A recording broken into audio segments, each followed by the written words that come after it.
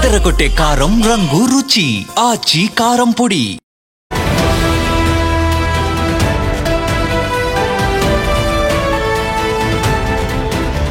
News చూస్తున్నాం. పాకిస్తాన్ లో big blast కు సంబంధించిన బ్రేకింగ్ న్యూస్ చూస్తున్నాం. పాకిస్తాన్ లో భారీ పేలుడు సంభవించింది. క్వెటాలోని జర్గోన్ రోడ్ లో ఈ బ్లాస్ట్ జరిగింది. బ్లాస్ట్ జరిగిన తర్వాత భారీగా కాల్పులు కూడా జరిపారు. నగరంలో అత్యవసర పరిస్థితిని విధించారు. ఇప్పుడు ఆర్మీ ఆధీనంలో క్వెట్టా నగరం ఉంది. సీసీటీవీ ఫుటేజ్లో ఆ పేలుడు దృశ్యాలు రికార్డ్ అయ్యాయి. అత్యంత తీవ్రతతో ఆ పేలుడు సంభవించింది. మొత్తం అక్కడికి రోడ్డు పైనటువంటి వాహనాలు మొత్తం తునాతునకలైపోయాయి. అంత తీవ్రంగా పేలుడు సంభవించింది. సమీపంలో బిల్డింగ్లు ఉన్నాయి. ఆ బిల్డింగ్లు కూడా చాలా వరకు ధ్వంసమైనటువంటి పరిస్థితి. సో భారీ పేలుడు జరిగింది పాకిస్తాన్లోని క్వెట్టా నగరం సమీపంలో. సెప్టెంబర్ 4న కూడా క్వెట్టాలో పేలుడు సంభవించింది. అప్పుడు కూడా 20 మంది మృత్యువాత పడ్డారు. 30 మందికి తీవ్రంగా గాయాలయ్యాయి. ఒకసారి మనం చూడొచ్చు, విజువల్స్ కూడా మనం చూస్తున్నాం. ఆ తీవ్రత ఎంత తీవ్రతగా ఆ బాంబు పేలుడు సంభవించిందో మనం చూడొచ్చు. సో అసలు బిగ్ టీవీ స్క్రీన్ పైన మీరు చూస్తున్నారు. మొత్తం తునాతునకలైపోయినాయి అక్కడ వాహనాలు. ఆ విజువల్ చూస్తే అర్థమవుతుంది మీకు. చాలా భారీ తీవ్రతతో పేలుడు సంభవించింది. చూడండి ఒకసారి, కార్లు ఆటోలు అవన్నీ వెళ్తున్నాయి. అక్కడ 2 వీలర్స్ కూడా అక్కడ వెళ్తున్నారు. సో ఆ రోడ్లో అక్కడ ఎవరు ఊహించలేదు, ఎవరు ఊహించని తరహాలో అక్కడ బాంబు పేలుడు ఒక్కసారిగా భారీగా సంభవించింది. మన సీసీటీవీ కెమెరాల్లో రికార్డ్ అయినటువంటి దృశ్యాలు మనం చూస్తున్నాం. ఒక కార్ వెళ్తుంది, ఒక 3-4 2 వీలర్స్ వెళ్తున్నారు. ఒక అతను రోడ్డు క్రాస్ చేస్తున్నాడు, ఆటో వెళ్తుంది. అక్కడే సరిగ్గా అదే సమయంలో భారీ పేలుడు సంభవించింది. మనం ఆ మంటల తీవ్రత ఎంత వచ్చిందో మనం చూడొచ్చు. అంటే పేలుడు ఎంత భారీగా సంభవించిందో మనకు అర్థమవుతోంది. సీసీటీవీ ఫుటేజ్లో ఆ దృశ్యాలు రికార్డ్ అయ్యాయి, మనం చూడొచ్చు. ఒక వ్యక్తి అప్పుడే డివైడర్ దాటుకొని అటు వెళ్తున్నటువంటి వ్యక్తిని కూడా మీరు చూస్తున్నారు. ఆ వెనుక ఆల్రెడీ ఒక 2 వీలర్స్ పైన 3 వెళ్తున్నారు. తర్వాత ఒక ఆటో, ఒక కార్, ఇవన్నీ వస్తున్నటువంటి సమయంలో సరిగ్గా అప్పుడే భారీ పేలుడు సంభవించింది.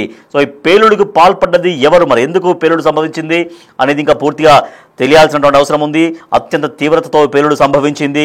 మొత్తం వాహనాలంతా తునాతునకలైపోయాయి. సమీపంలోని బిల్డింగ్లు కూడా మనం చూడొచ్చు. రైట్ సైడ్ బాక్స్లో చాలా వరకు బిల్డింగ్స్ కూడా దెబ్బతిన్నాయి. ఆ విజువల్స్ మనం చూస్తున్నాం. సెప్టెంబర్ 4న కూడా క్వెట్టాలో పేలుడు సంభవించింది. అప్పుడు ఒక 20 మంది చనిపోయారు, 30 మందికి తీవ్రంగా గాయపడ్డారు, తీవ్ర గాయాల పాలైనాయి. సో ప్రస్తుతం అయితే ఆ నగరం, క్వెట్టా నగరం టోటల్గా ఇప్పుడు ఆర్మీ ఆధీనంలోకి వెళ్ళిపోయింది. పాకిస్తాన్లో భారీ పేలుడు సంభవించడంతో క్వెట్టాలోని జార్గోన్ రోడ్లో బ్లాస్ట్ జరిగింది. ఆ తర్వాత భారీ కాల్పులు కూడా జరిగినట్టుగా తెలుస్తోంది. ఇప్పుడైతే ప్రస్తుతం అయితే క్వెట్టా నగరం పూర్తిగా ఆర్మీ ఆధీనంలోకి వెళ్ళిపోయింది.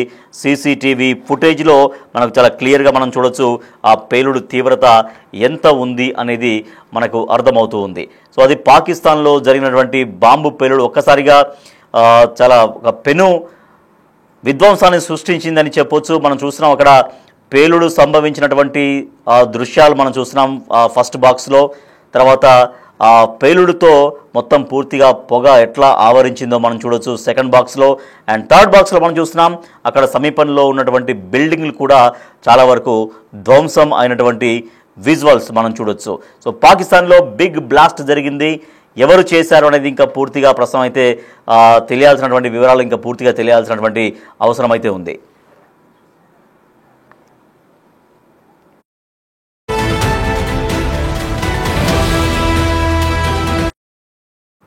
పాకిస్తాన్లో భారీ పేలుడు సంభవించింది. బిగ్ బ్లాస్ట్కు సంబంధించినటువంటి బ్రేకింగ్ న్యూస్ మనం చూస్తున్నాం. ఒక్కసారిగా పేలుడు సంభవించడంతో అక్కడ మొత్తం వాహనాలు తునాతునకలైపోయాయి. మనం చూస్తున్నాం ఒక రోడ్ పైన డివైడర్ ఉంది. డివైడర్ నుంచి ఒక వ్యక్తి ఇటు నుంచి అటు నడుచుకుంటూ వెళ్తున్నాడు. ఆ రోడ్లో భారీ పేలుడు సంభవించింది. మనం చూడొచ్చు ఒక 3-4 2 వీలర్స్ వెళ్తున్నాయి. దానిపైన అక్కడ జనం వెళ్తున్నారు, కారు వెళ్తుంది, ఆటో వెళ్తుంది. సరిగ్గా ఒక వ్యక్తి ఆ డివైడర్ని దాటుకొని అటు వెళ్ళి ఆ రోడ్డు మధ్యలోకి రాగానే ఇప్పుడు వస్తుంది పేలుడు. ఇప్పుడు చూడండి, కరెక్ట్గా ఆ వ్యక్తి రోడ్డు దాటని మధ్యలోకి వెళ్ళగానే పేలుడు సంభవించింది. భారీ మంటలు ఎగిసిపడుతూ పేలుడు సంభవించింది. ఆ పేలుడు ధాటికి మొత్తం వాహనాలన్నీ తునాతునకలైపోయాయి. తర్వాత చుట్టుపక్కల బిల్డింగ్స్ కూడా బాగా దెబ్బతిన్నాయి. ప్రస్తుతం అయితే క్వెట్టా నగరం ఆర్మీ ఆధీనంలోకి వెళ్ళిపోయింది. క్వెట్టా నగరంలోని జర్గోన్ రోడ్డులో ఈ బ్లాస్ట్ జరిగింది. మనం చూస్తున్నటువంటి రోడ్డు జర్గోన్ రోడ్, అది పాకిస్తాన్లో. ఆ జర్గోన్ రోడ్లో భారీ బ్లాస్ట్ జరిగింది. ఈ బ్లాస్ట్లో వాహనాలు మొత్తం తునాతునకలైపోయాయి. సరిగ్గా ఒక వ్యక్తి అక్కడ డివైడర్ దాటుకొని ఇటు నుంచి అటు చూస్తున్నాం. మీరు బిగ్ టీవీ స్క్రీన్ పైన మీరు క్లియర్గా మీరు చూడొచ్చు. మొత్తం రోడ్లో వెహికల్స్ వెళ్తున్నాయి. టూ వీలర్స్ మనకైతే ఎక్కువగా కనిపిస్తున్నాయి. ఎక్కువగా కనిపిస్తున్నాయి. ఒక కారు వెళ్తుంది, తర్వాత ఒక ఆటో వస్తుంది. ఆ సమయంలో ఒక వ్యక్తి ఇటు నుంచి అటు వెళ్తూ ఉన్నాడు, ఈ రోడ్డు క్రాస్ చేస్తున్నాడు. ఒక డివైడర్ దాటుకొని వెళ్తున్నటువంటి క్రమంలో ఆ వ్యక్తి ఎగ్జాక్ట్గా రోడ్డు మధ్యలోకి వెళ్తున్నటువంటి క్రమంలో భారీ పేలుడు సంభవించింది. సో ఈ మరి పేలుడు ఎవరు చేశారు? ఏమన్నా పేలుడు పదార్థాలు ఎవరైనా అక్కడ అమర్చారా, లేదంటే ఏదైనా ప్రమాదవశాత్తు జరిగిందా? ఎవరైనా పేలుడు పదార్థాలు క్యారీ చేస్తుండగా, ఏదైనా వెహికల్స్లో క్యారీ చేస్తుండగా అట్లా పేలుడు సంభవించిందా, లేదంటే ఎవరైనా అక్కడ పేలుడుకు పాల్పడ్డారా అనేది పూర్తిగా వివరాలు తెలియాల్సినటువంటి అవసరం ఉంది. ప్రస్తుతం మా ప్రతినిధి ఢిల్లీ నుంచి శివ ఉన్నారు. మా ప్రతినిధి శివ మరింత సమాచారం సార్. శివ, మనం చూస్తున్నాం చాలా భారీ స్థాయిలో అక్కడ పేలుడు సంభవించింది. మొత్తం వెహికల్స్ మొత్తం తునాతునకలైపోయాయి. సో ఏంది అసలు ఈ పేలుడు ఎవరు అంటే ఎట్లా సంభవించిందని చెప్తున్నారు? ఎవరైనా అమర్చారా, పేలుడు పదార్థాలు అమర్చారా, లేదా ప్రమాదవశాత్తు జరిగిందని చెప్తున్నారా? రాజేష్, పాకిస్తాన్ లో భారీ పేలుడు అయితే సంభవించింది. కెట్రోలోని జర్ఖున్ రోడ్ లో ఈ బ్లాస్ట్ జరిగినట్లుగా అధికారులు చెప్తున్నారు. అంటే ఆ తర్వాత భారీగా కాల్పులు కూడా చోటు చేసుకునే నగరంలో ప్రజెంట్ అత్యవసర పరిస్థితి కొనసాగుతుంది. ఆర్మీ అధ్యయనంలో కెట్వా నగరం ఉన్నట్లుగా కూడా తెలుస్తోంది. ఇక సీసీ ఫుటేజ్ లో అక్కడ జరిగిన పేలుడు దృశ్యాలు ప్రధానంగా గుర్తించారు. సీసీ ఫుటేజ్ లో ఎవరు ఈ పేలుడుకు పాల్పడ్డారనేది కూడా ప్రజెంట్ దర్యాప్తు చేస్తున్నారు. ఇక అత్యంత తీవ్రతతోనే ఈ పేలుడు సంభవించినట్లుగా కూడా అక్కడున్న ప్రత్యక్ష సాక్షులు చెప్తున్నారు. ఈ పేలుడు వల్ల మొత్తం అక్కడున్న వాహనాలను కూడా తునకలు అయిపోయినట్లుగా కూడా గుర్తించారు. ఇక సమీపంలోని బిల్డింగ్లు కూడా పూర్తిగా ధ్వంసమయ్యాయి. సెప్టెంబర్ 4న కూడా కెట్వాలో పేలుడు సంభవించింది. 20 మంది మృతి చెందారు, 30 మందికి పైగా గాయాలయ్యాయి. అయితే ఈ పేలుడు సంభవించింది ఎవరు అనేదాన్ని మాత్రం తెలియస్తుంది. కానీ గతంలో కూడా దీనికి సంబంధించి బలూచిస్తాన్ లిబరేషన్ ఆర్మీ గతంలోనూ ఇటు పాకిస్తాన్ ఆర్మీ టార్గెట్ గా చేసుకుని దాడులకు తెగబడింది. గతంలో ఇండియా పాకిస్తాన్ కు మధ్య ఆపరేషన్ సింధూర్ కొనసాగుతున్న సందర్భంలో కూడా బలూచిస్తాన్ మరోవైపు భారత్ మరోవైపు బలూచిస్తాన్ లిబరేషన్ ఆర్మీ కూడా దాడులకు పాల్పడింది. ఇక లాస్ట్ మంత్ కూడా ఈ బలూచిస్తాన్ లిబరేషన్ ఆర్మీ కూడా ఈ పాకిస్తాన్ ఆర్మీ పైన, ప్రభుత్వం పైన ఎదురుదాడి చేస్తుంది. వారికి సపరేట్ గా ఒక బలూచిస్తాన్ అనే ఒక దేశాన్ని అధికారికంగా ప్రకటించాలనేది కూడా వారందరూ డిమాండ్ చేస్తున్నారు. దానిలో భాగంగా ఏదైతే ఇప్పుడు ఆర్మీ కెట్వా నగరం ఏదైతే ఉందో, కెట్వా నగరాన్ని కూడా బలూచిస్తాన్ లిబరేషన్ ఆర్మీ గతంలో ఆక్రమించుకుని, దాంతో పాటు పలు నగరాలను ఆక్రమించుకుని వారు స్వతంత్రంగా ఈ బలూచ్ లిబరేషన్ ఆర్మీ అనే బలూచిస్తాన్ అనే ఒక దేశాన్ని కూడా స్వతంత్రంగా ప్రకటించుకున్నారు. కానీ దానికి అధికారికంగా గుర్తింపు రావాలంటే ఆ దేశము మరికొన్ని దేశాలైతే దీనికి మద్దతు తెలపాల్సి ఉంటుంది. దానిలో భాగంగానే ఇటు ఈ పేలుడు అనేది చేసింది కూడా వాళ్లే దాడి చేసి ఉంటారనేది కూడా గుర్తించినట్టు తెలుస్తుంది. దానికి సంబంధించి ప్రభుత్వంతో ఎప్పటికప్పుడు వారు సందేశాలు పంపిస్తున్నారు. ప్రభుత్వానికి వారు కొన్ని వార్నింగ్స్ కూడా పంపిస్తున్న పరిస్థితి కనిపిస్తుంది. ప్రత్యేకంగా దేశాన్ని అనేది అధికారికంగా ప్రకటించాలి, లేని పక్షంలో మా దాడులు కొనసాగుతాయంటూ కూడా వారు చెప్తున్నారు. ఈ దాడులు ఇప్పటికే పాకిస్తాన్ ఆర్మీ చాలా వరకు నష్టపోయింది. 100ల సంఖ్యలో ఆర్మీ సైనికులు చనిపోయారు. ప్రభుత్వ అధికారులను కూడా కిడ్నాప్ చేసి వారందరినీ కూడా బందీలుగా చేసుకుని ప్రభుత్వాన్ని డిమాండ్ చేస్తుంది బలూచ్ లిబరేషన్ ఆర్మీ. కానీ వారి దేశానికి సంబంధించి ఎటువంటి అధికారిక ప్రకటన అనేది ప్రభుత్వం చేయడం లేదు. కానీ ఇప్పుడు అధికారికంగా ప్రభుత్వం ఈ దాడులను గుర్తిస్తుంది కాబట్టి ఇప్పటికైనా ప్రత్యేక దేశాన్ని ప్రకటిస్తుందా, లేదా ఈ దాడులు చేసిన వారిని గుర్తించి వారిని పట్టుకుని కానీ శివ, ఇప్పుడు మనం చూస్తున్నాం వెహికల్ ఆ రోడ్డు పెద్దగా జనం బాగా సంచరించినట్టుగా అయితే ఏం కనిపించట్లేదు. అంటే మరి అది బిజీ రోడ్డా కాదనేది కూడా చూడాలి. అంటే మనం ఆ విజువల్స్లో పర్టికులర్గా ఈ విజువల్లో చూస్తే కొంతమంది ఒక 2-3 ఏమో టూ వీలర్స్లో వెళ్తున్నారు, ఒక 2-3 వెహికల్స్, ఒక ఆటో లాగా ఉంది, ఒక కారు ఉంది. ఈవతల రోడ్డు వరకు కూడా ఒక 3-4 టూ వీలర్స్ మాత్రమే వస్తున్నారు. అంటే బాగా రద్దీగా ఉన్న ప్రదేశాల్లో పేలుడు అయితే సంభవించలేదు. మరి అది ఆ రోడ్డు గురించి అంటే పూర్తిగా మరి ఇన్ఫర్మేషన్ తీసుకోవాలి. ఇంకా డెఫినెట్ గా వారు బలూచ్ లిబరేషన్ ఆర్మీ అనేది ఇటు పాకిస్తాన్ కి సంబంధించిన ఆర్మీ, అలాగే పాకిస్తాన్ సైనికులను టార్గెట్ గా చేసుకుని, ప్రభుత్వ అధికారులను టార్గెట్ గా చేసుకుని ఈ దాడులకి తెగబడుతుంది. కానీ ఇప్పుడు ఈ దాడులు చేసింది వారా కాదనేది కూడా తెలియాల్సింది. కానీ భారీ పేలుడు సంభవించింది. ఈ కెట్వాలోని జర్ఖున్ రోడ్ లో ఈ బ్లాస్ట్ అయితే జరిగింది. అక్కడ జనసంచారం కూడా మీరు అన్నట్లుగా చాలా తక్కువగా కొనసాగుతుంది. కానీ అక్కడ ఈ ప్రభుత్వ అధికారులే ప్రభుత్వానికి సంబంధించిన ఆస్తులను నష్టం చేకూర్చాలి, ధ్వంసం చేయాలనే టార్గెట్ గానీ గతంలో కూడా ఈ బలూచ్ లిబరేషన్ ఆర్మీ అనేది దాడులు చేసింది. అది కూడా ఒక ఉగ్రవాద సంస్థ బలూచ్ లిబరేషన్ ఆర్మీ అనేది.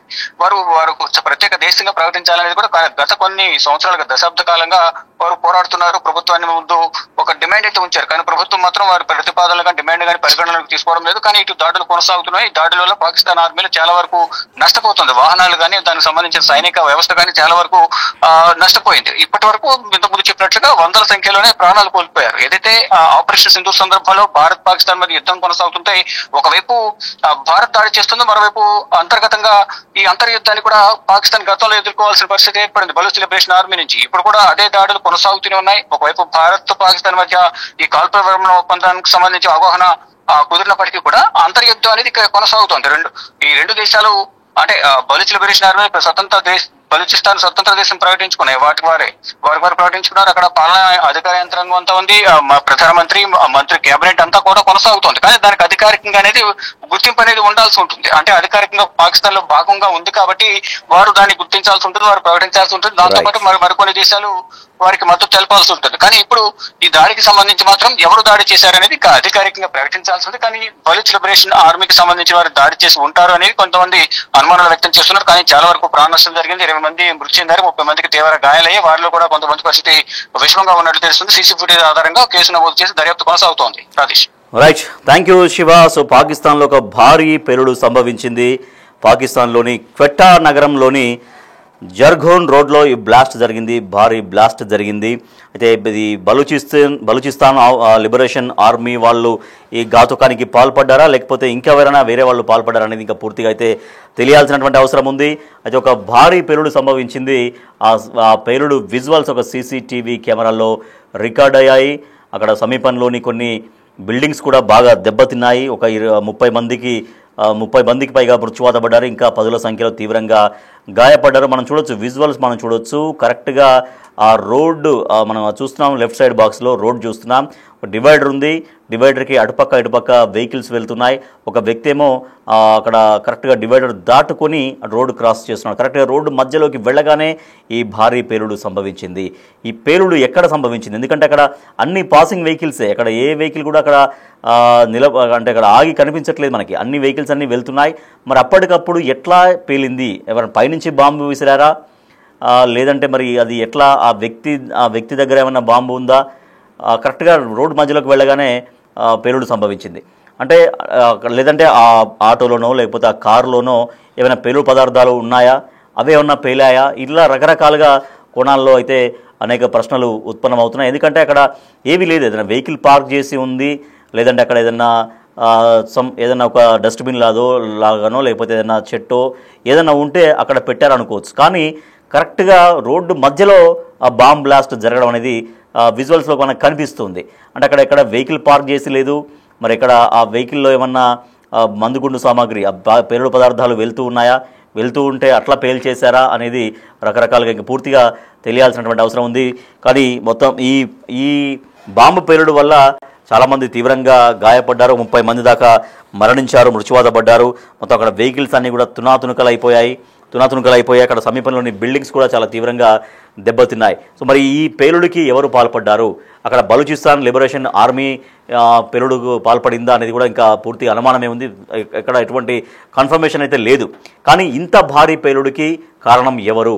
ఏదన్నా మనం అనుకుంటున్నట్టుగా అక్కడ వెహికల్స్లో వెళ్తూ ఏమన్నా మందుగుండు సామాగ్రి అట్లా పేల్చారా లేకపోతే ప్రమాదవశాత్తు పేలిందా? ఇంత భారీ ఎత్తున పేలుడు సంభవించడానికి గల కారణాలు ఏంటి అనే దాని పైన ఇంకా పూర్తిగా క్లారిటీ రావాలి. ప్రస్తుతం అయితే ఆ నగరం మొత్తం ఆర్మీ ఆధీనంలోకి వెళ్ళిపోయింది.